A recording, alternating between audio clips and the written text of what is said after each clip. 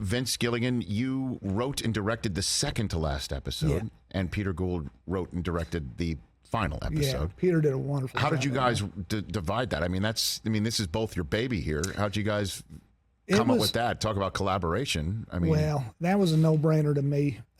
Peter is so wonderfully collaborative, and Peter said, how do you want to do this? And I said, Peter, you got to write and direct the last one. And because the show, it was our baby. It is our baby. It's all of our baby, not just Peter and myself, but Peter and I were the co-creators, and Peter, and the whole plan always was we would get it up and running together after, and after the first season I'd go off and do other stuff. And I loved the show so much. I had so much fun doing it that selfishly I stuck around a little longer than I originally intended to. And Peter was very supportive of that. But somewhere around season 3 or season 4, I left to go to do other stuff. And then Peter was very welcoming when I came back the final season, but it was only right.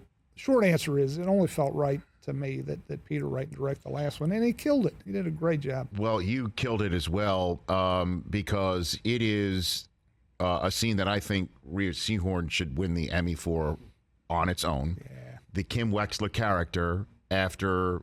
We were talking about it before the show. I mean, she kept it together the entirety of the series, where all of the bad stuff she did, she just, pushed down in her psyche. And now she had just flown back to Albuquerque to go and cop to the crime, if you will, or being present for the death of Hamlin, right? Howard Hamlin. And she just revealed to the widow of Howard Hamlin how he died. And she's now on the tram back to her plane to go home. And I don't even know what to say. She's something.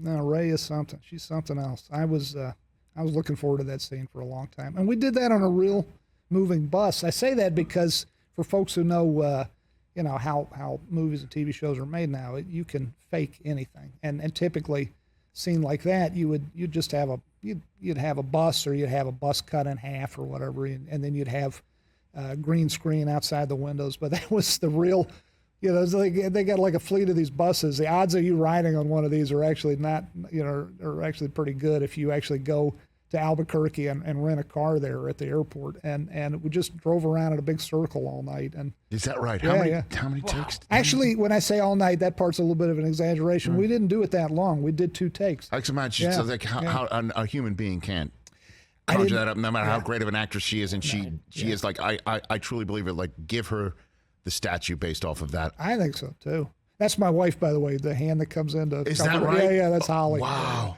She's you see her a little earlier in the scene, you see her sitting next to Ray. But it was, we did 1 take and it was perfect. And then me being me, I'm neurotic. I'm thinking, how do you go up to an actress and one say, more for safety? Come on. Come on. I know. Come on, Vince. I'm a jerk. Are you serious? Yeah. What did she say to you? Actually, she was, I think it was okay. And I know it was bad, but I think it was okay because she knew. I said, you got it. We got it. I'm greedy and I'm anxiety ridden, and it's just me. Could we do 1 more just to have 2? You never know. And I think it was okay because she knew in her heart she already had it. And I think we did use take 2 for what it's worth. Is that right? That's the set. Wow. Yeah. Because again, the way she did it, and again, we're back here in our terrestrial radio outfit talking to Vince Gilligan about the scene where Rhea Seehorn is finally realizing what Kim Wexler. I mean, talk about, she was just wound tight. Even her hair was wound tight. Her hairstyle all those years just wound tight, and that tight ponytail. And so here she is now letting it all out. Yeah. And I just love the way that she's just sitting there, and you could see like she's just thinking of it, shaking her head as you sometimes think of, I can't believe I did that. Like that's the international symbol of I can't believe this happened. Exactly. And then it just boom comes out of her crying hysterically. Yeah.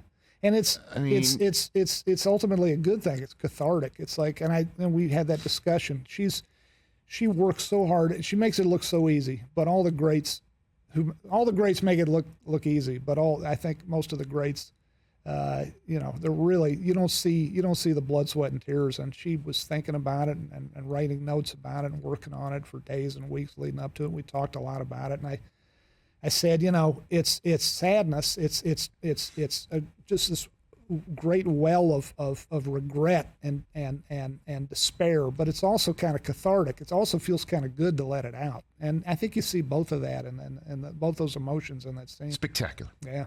Just spectacular. Yeah, How dare Vince, you make her do it a second time? I know. You mentioned not ever wanting to kill off Kim's character. Yeah. Thank you for that. I don't think we would have been able to handle it. But one person who didn't make it out was Howard Hamlin. Did you always have this end in sight for Howard? And Patrick Fabian's been on here this show multiple times, by the way. It was going to be at the hands of Lalo. Was it always going to be like that?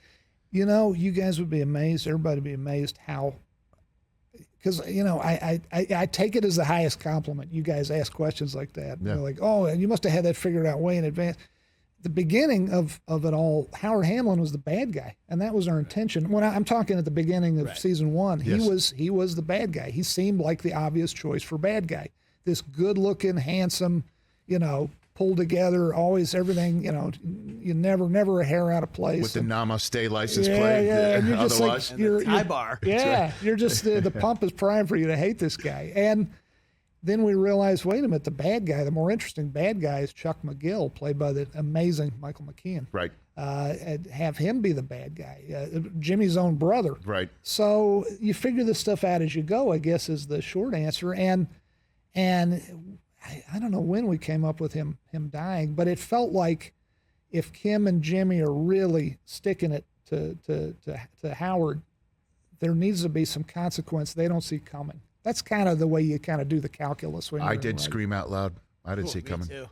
That was rough. I didn't see it coming either. Yeah. I did not see it coming either. And again, Ray had so much of her character doing some bad stuff and bad stuff happening for her to start thinking about it in her head. I'd love to get into her process. That really was unbelievable. Vince, she'd be great on this show. I'm sure she'd love to. Anybody from your world is welcome here.